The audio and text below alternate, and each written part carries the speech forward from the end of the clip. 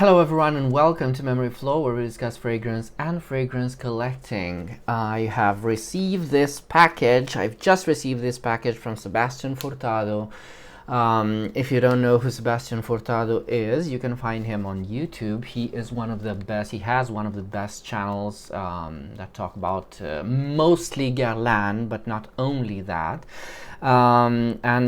He sent me this this envelope containing some of some Guerlains that he has and that I haven't smelled before. There are some vintages here. There are some very rare things here, which I wouldn't be able to find and smell otherwise.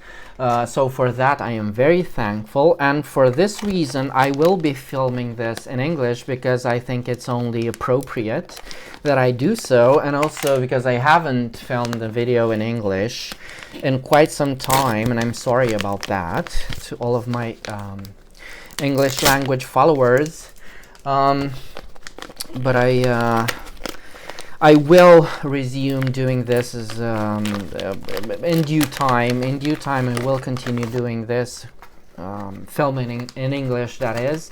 Now let me see what I have here. So I have 3 samples. Let me grab them. So this arrived from Canada, I presume. Yep, this arrived from Canada, from Sebastian himself, and this is what he sent me. So, oh my god, so we're gonna have some fun today. So we have Metallica. This is a fragrance I've wanted to smell for a long time, Metallica or Metallis, this is basically the reason why Sebastian sent me this, because I think I told him that I'm actually looking for a sample of Metallica. I was going to purchase one from Parfumo.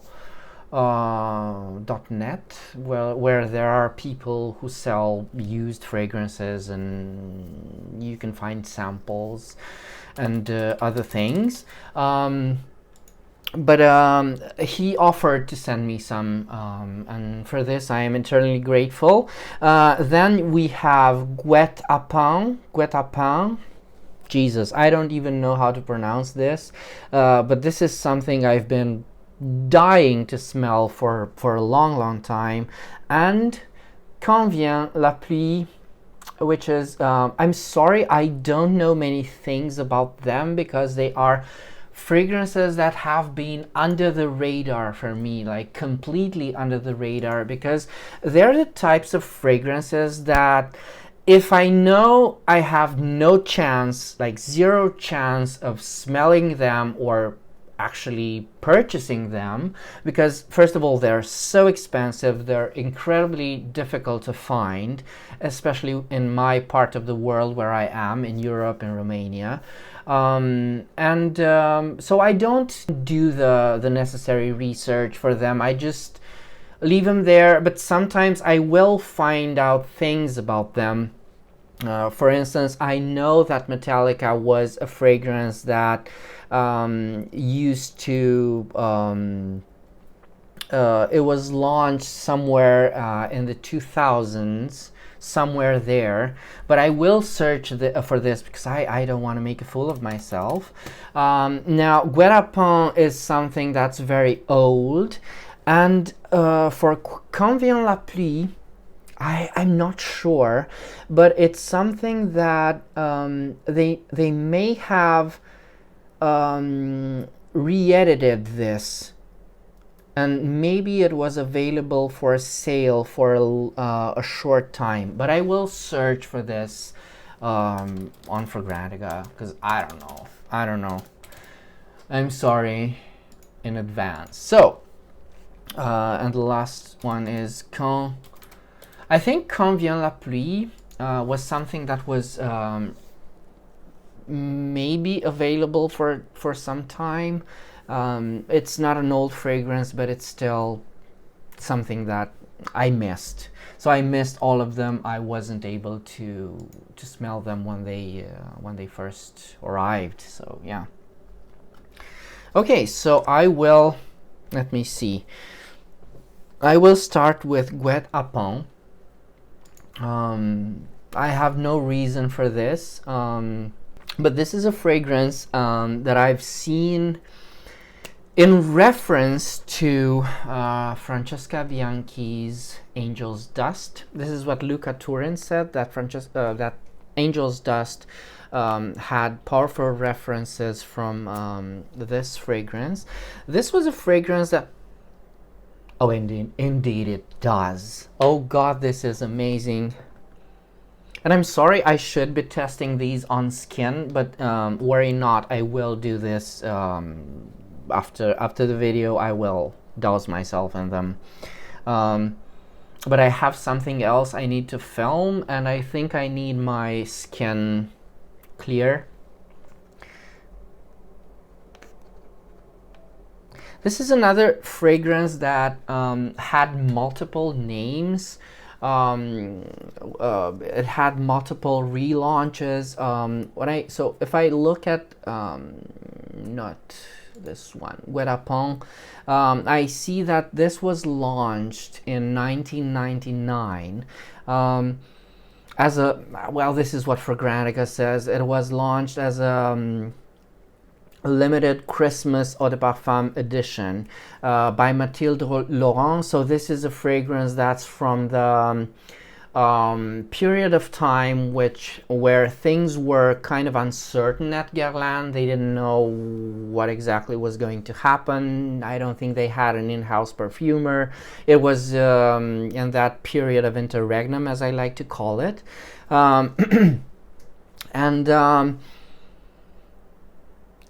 I think this is the one that, I don't know exactly the timeline, but I think it got relaunched into the name of Attrape-Cœur.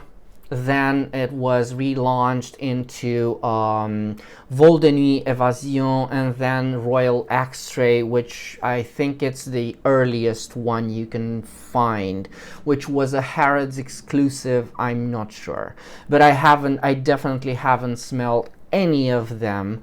I know I was looking at a bottle of Vol de Nuit Evasion when I was searching for older versions of the Vol de Nuit bottle, and that was just gorgeous. I will put something on the screen. But if this is the way it smells, then it is just amazing. So instantly, when I smell this, it's because, you know, I'm going to be biased because I already smelled Angel's Dust from Francesca Bianchi, and this is it. For me, it's not 101, but there's definitely something there. And for this, I think it was already out there on the list, but I think I will be purchasing Angel's Dust, because it's just amazing. This is amazing. That I was not expecting this. The bottle for this is just gorgeous. It's in their typical style of the bottles that you can't find anywhere. I'm so grateful. At least I have a bottle of Mahora, which is a fragrance that was launched maybe during that exact time, early 2000s. Oh, but God, this is something. There's references here towards earlier Guerlains. You can find that anise style smell that you find in drier stages of L'Heure Bleue. And of course, it's a huge iris. It's a huge, spicy, ambery iris with lots of powdery, fruity undertones. It's just a bomb. I mean, it's great. It's so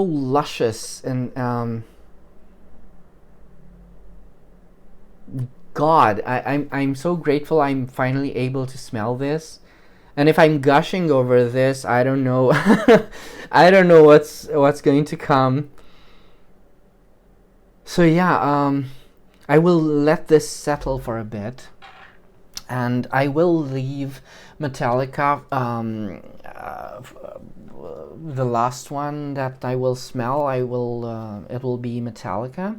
Quand vient la pluie, when the rain comes. Again, this is I think this was done by Thierry Vassa. This was, but I'm not sure if this has to be an older fragrance, because I'm sure this was an older fragrance. Again, it's that type of fragrance that you can it's a relaunch of a relaunch of a relaunch. It's very easy to get lost in the way they they present their fragrances. And for this, I remember Monsieur Guerlain's blog, which was invaluable for people like me who needed to understand what this fragrance was called, when it was launched originally, and stuff like that, because it's really helpful. And this is something I strive to do myself for you guys. I do the research. I do the I make the sheets, you know, maybe to shed some light on there. Oh my! So instantly, this is again. It's a huge iris. It's a huge violet scent. It's nothing, so the references are there, but it's like nothing I've smelled before. The first thing that comes to mind is Iris Ganache. God. But it's a much more sumptuous version of that. It's a much more generous, fuller, even more complex version of Iris Ganache. It's somewhere, there's things from Insolence in this, and there's even things from Après l'Ondée, which of course you can find also in Iris Ganache. But Iris Ganache is much more sublimated. It's much more refined. It's more it's like it's clarified. It's just about the iris. This comes with a fuller package. Quand Vient la Pluie is just amazing, because I get the references from Après l'Ondée. Again, it's a very aquatic, watery scent. Not aquatic, it's watery. It's watery, dewy, very much. There's a lot of tonka in this. It's very almondy. It's almost to the point of being gourmand. It reminds me of the base of Baiser de Russie. Again, it has that almondy, weird freshness that Baiser de Russie has.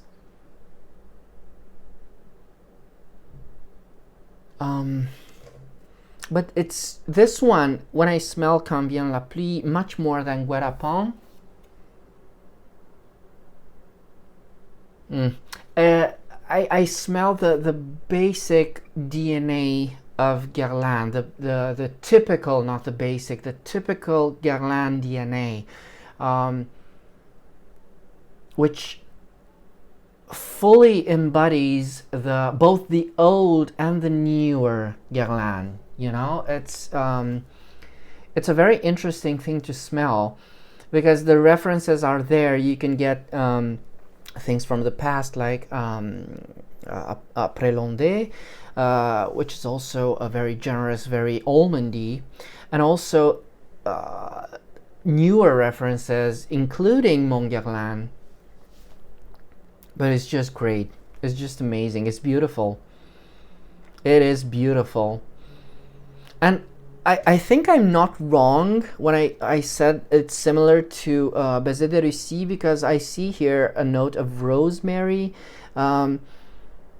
There's something, rosemary and orange blossom. There's something weirdly fresh, weirdly tonic about this, as heavy as this fragrance is.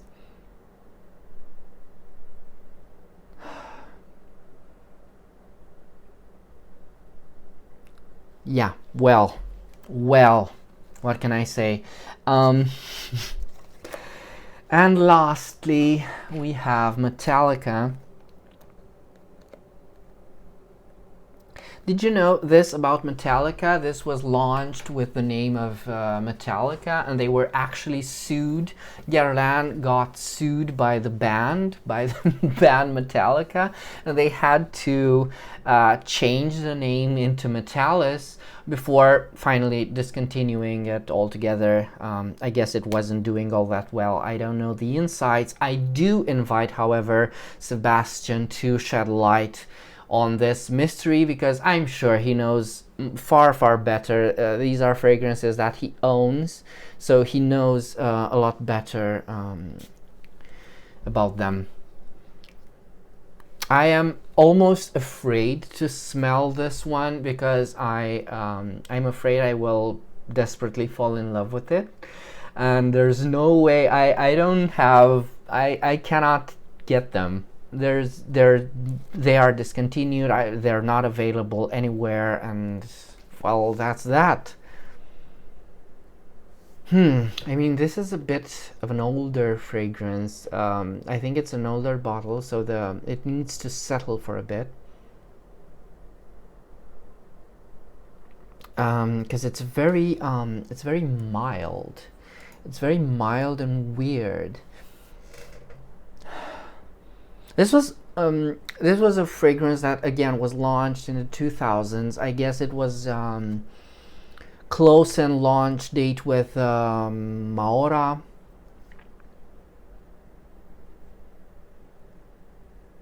Now that I think about it, I should have started with this one. I should have started with this one, because I think it's those types of fragrances that needs a little time to settle into what it is, because I cannot. So I will take a break. I will have to take a break for this one, and I will also apply it on the skin, because come on guys, this is Metallica. I've been waiting for so long for this. So I will take a break and I will come back. So I've had this on my hand while I was taking a break, and it turns into this very weird scent. And I made a mistake. I actually should have, but I couldn't. There was no way of knowing this. I actually should have smelled this earlier, because it's nothing like the previous two were very generous, were very ample fragrances, and they are fighting for my attention, and I'm getting a bit nose blind. The thing is, this is very sheer. This is it's transparent. It's a transparent scent. This is so beautifully done, and it's turning into this metallic chypre, which is it's amazing. It's like it's very weird. It's very, I think I've said that before, it's very strange. It's like nothing I've smelled before.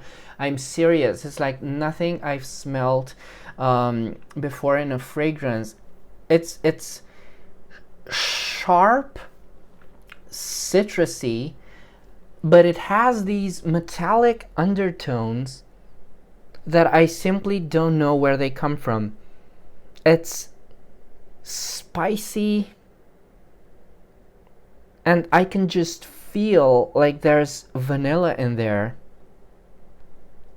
that feels like it's trapped, and it's very subtle. So definitely something that needs a lot more time to kind of settle, and for me to actually understand it, for my brain to actually cope to what it's smelling, because as I said, it's nothing I've ever smelled before.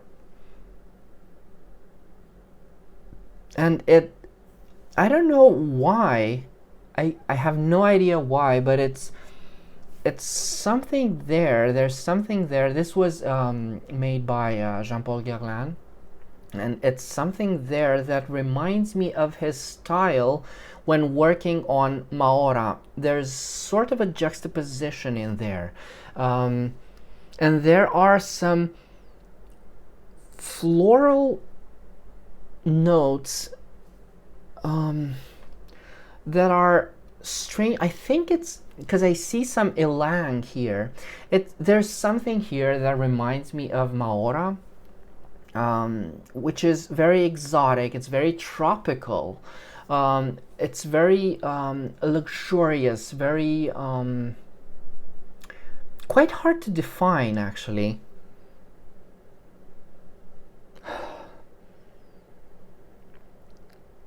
And again, there's that bass that's trying to get out, and it's getting increasingly louder. It's like it's pulsating. There's a bass. There's an ambery bass. It's vanillic. It's almondy. But that ride was that opening was extremely difficult for my brain to navigate. Now it's kind of settling. It's very ethereal. It's almost ghostly, like an apparition.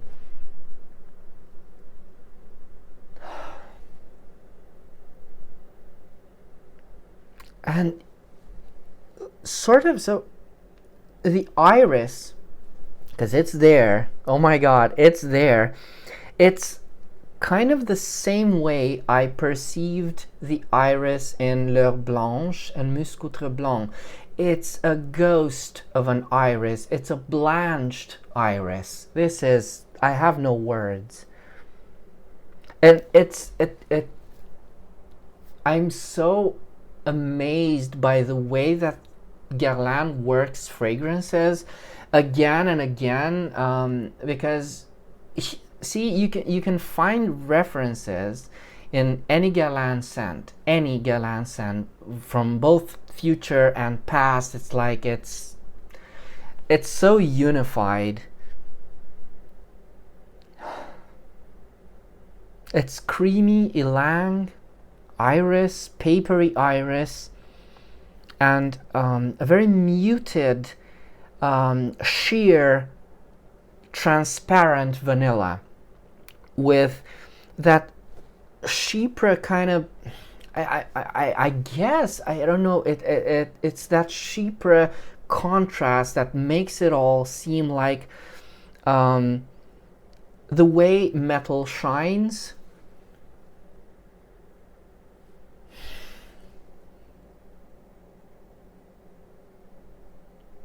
It's very difficult to put into words. Now, weirdly enough, the way the vanilla is rendered here, it does remind me of Teatsura.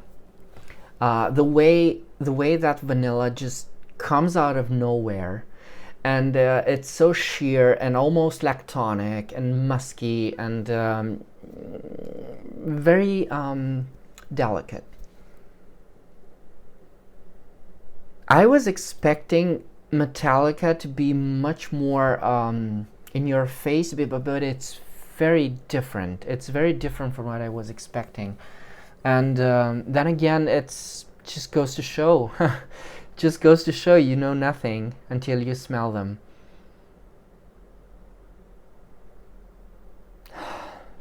There's also hints of rose.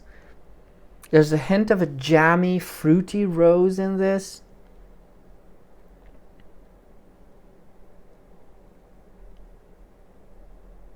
So these are 3 fragrances I knew nothing about. Then again, just like when I smelled Cadine, I can, however, find some pieces pieces from other fragrances that my brain can interpret and to maybe shed light on what this is. Let's try them again. Guet-Apens.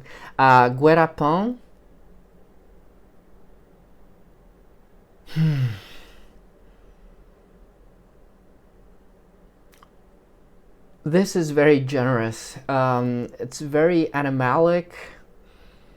It's very sexy. It's like just something was let loose. I don't know how to describe this, but this is it reminds me of 80s style fragrances. It's animal prints and wide shoulder pads.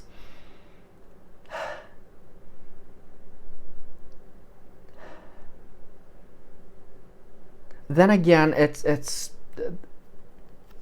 quite similar to two of Francesca Bianchi fragrances, Angel's Dust and Under My Skin. So for people who know those references, kind of can get an idea.